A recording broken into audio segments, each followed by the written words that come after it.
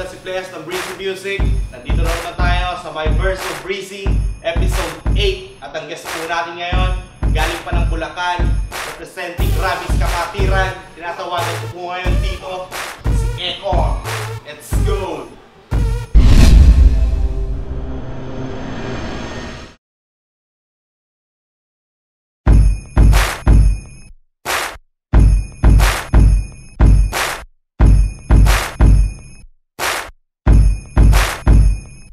Ang buhay ko sa araw-araw ay paulit-ulit lang. Meron nga bang pagbabago na sa'kin nakaabang? Di ko bibitawan ng pangarap kahit na marami ang hadlang. Walang kapaguran sa aking pagkakbang. Kayod lang ng kayod hanggang sa mabanat ang buto.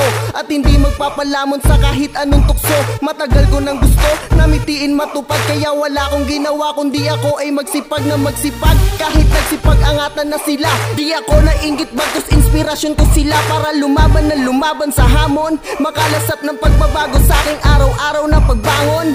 Alam ko na hindi to madali, mararating ko ang tuktok, wag lang akong magmadali. At wala akong pake sa putikan man madapa. Kasi ang kapalaran ko, ako ang gagawa. Check, ako nga po pala si Eko mula sa Gravis Kapatiran, Lulong Visodias.